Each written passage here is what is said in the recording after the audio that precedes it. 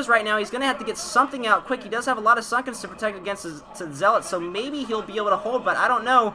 There is one Reaver left, and those Dragoons are really countering the mutas right now. Big clump of mutas. They take down the Reaver. That might be enough to hold Stork back. Not sure what the upgrades are on the Dragoons. They have +2. They're just showing, and only +1 Carapace for the mutas. It's going to be a close battle, but these Dragoons are winning.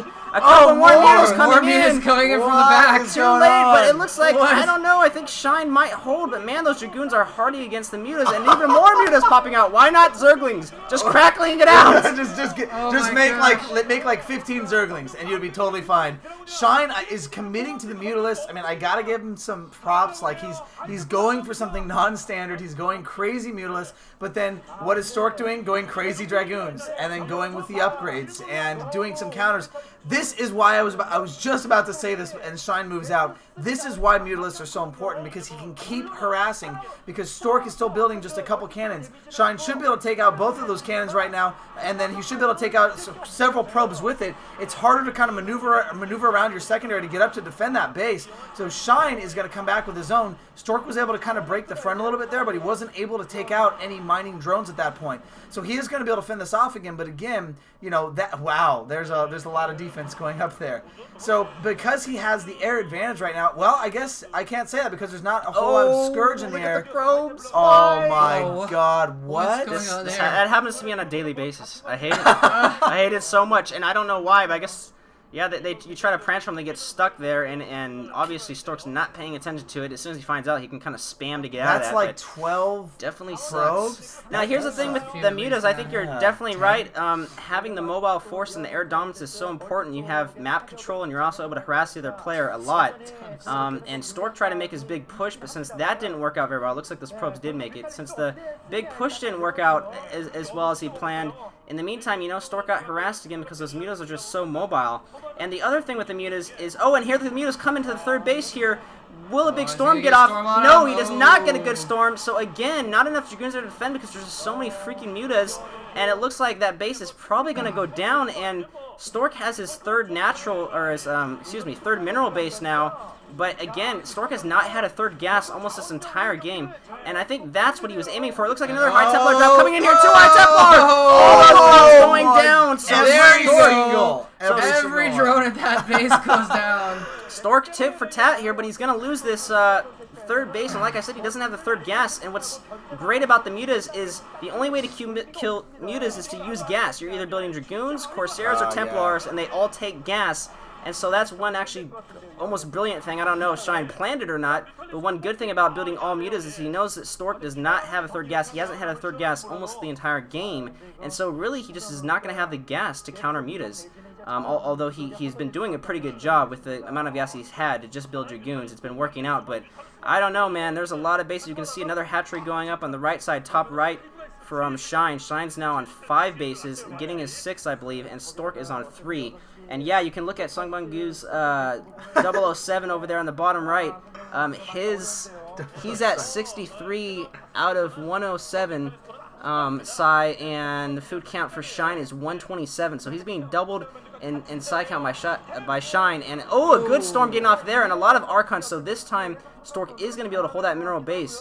But yeah, Matt was pointing out to me that he is definitely behind. Yeah, Stork's way behind. The reason I said 007, if you look at Stork's Korean name, it looks like 007. That's how I can memorize. I'll always remember that. So now you guys know, if you ever look at that, you want to know which name is Stork's. It's the one that looks like 007, and there you go. Hive finally going up now, so Shine is going to be maybe getting out some Defilers, not thinking about Hydras. He hasn't thought about Hydras the whole game. They're showing his Hydra den there, but he hasn't used it at all. At this rate, he's probably going to go for Greater Spire. Right, yeah, go for some Guardian action. And Stork has lost that base, but he's gotten that mineral up. This has just been crazy. And the thing is Stork moving in here actually for a bit of an attack, putting these Dragoons on the front door, and it's going to be hard for him to sail those Dragoons with his mutas, with those Archons there, especially with some Templar on that shuttle. Well, that's not a lot of Dragoons, actually. If he separates his mutas, he can take out the Archons pretty quickly. But in the meantime, doing some decent damage to the front door there. It looks like he's going to try and counter. Only 5 cannons over here. Stork bringing some forces back, it looks like, to deal with it. No, those reinforcements are Shines. So he's going to be able to take out this base as well. And I think Stork is almost mined out if he's not mined out at his natural expansion right now. So without those extra bases, he's really going to be in trouble. Wow. And there's a ton of mutas. Wow, and Stork has just not been able to engage the army when he needs to, not been able to engage those mutas with his dragoons, and it's really cost him. And now this is kind of a last-ditch attack there, trying to break that natural, doesn't accomplish anything. The problem is it's not even really the right base to attack. Even if he gets through, he's trying to get to the tech of Shine, but even if he takes on that base, those aren't Shine's fresh bases. Stork just lost his fresh Nexus base where all the the main minerals he was attacking. Like you say, he's probably mined out. Oh, and he does get storm drops though. Pretty good storm drops off, but actually only 4 or 5 drones going down, so not near as huge as the damage that Shine has done to Stork. And like I said, even if Stork were to take down those 2 bases, those aren't really Shine's mining bases. Shine's mining bases are on the right. They're showing, you can see now, Stork's bases practically running out of money. His main mining base was the one that Shine just stopped. So Stork is just in a world of hurt right now. I feel like at this point Shine could just bypass this small little force that's not going to go really anywhere and go in and kill almost every one of Stork's probes. I mean, look at that wall in there. I mean, that is a beautiful wall with the sunken colonies in the back there. There's no Reaver. There's no long-range attack here. So every time he goes in with these Archons, he's getting hit by the sunken colonies. And right now, I mean, yes, this is going to be easily cleaned up. We might even... Oh, splash damage! Oh! Yeah, finally separates them. Even with splash damage, I think we might see a GG here from Stork. Yep, and there it is. Wow. WTF! You know what? Stork did not look that good that game. He had a couple good drops, and some decent shuttle micro, but losing the shuttle right there in the beginning. Remember when he had 2 Reavers in the shuttle? That was really big. I mean, that was something where if he had saved that shuttle, he could have come back, done more damage. He could have even used it in a later push, but he lost that shuttle with the massive amount of Scourge, and that was an all-air game. Shine decided in that game, I'm going to go all-air. Literally did not make one Hydralisk, made like a couple Zerglings in the beginning, and it was all Mutalisk pumping from like 6 hatcheries at that point. Well, you got to give it to Shine. Shine, I mean, played outstanding that game.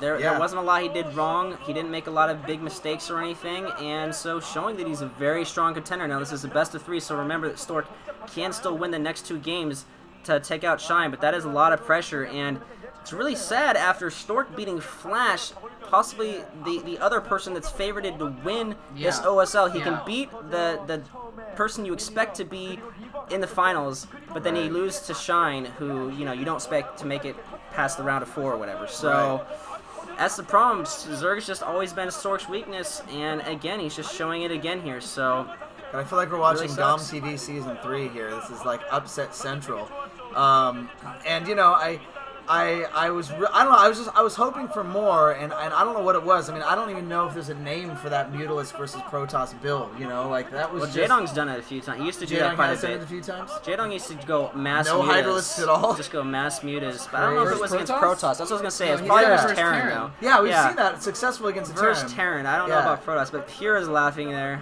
He's like, yep, you got owned. Yeah. But it's alright because Pure got owned today too. So, anyways, those are the first 4 games. The next two games of each set are going to be played on the same day, so I think those are in about a week, so we might cast those. Yeah, we'll see you there. We'll see what we can do. Thank you for listening. Thanks, Moletrap, as always, for swinging by here. Moletrap, you mentioned you're going to do some of the MSL games coming up, possibly? Maybe not, since you spoiled it for me. Whatever. I didn't try to. Yeah, I spoiled Moletrap on possibly one of the games. I might do some more games, but I'm not sure because I'm going to be working this weekend a little bit, so we'll see. All right, and I'm taking him all day tomorrow for an epic Hero-scape battle. That's right. Yes, That'll be yes. fun. All right, guys. Well, thanks for listening and tuning in, and we'll see you guys next time.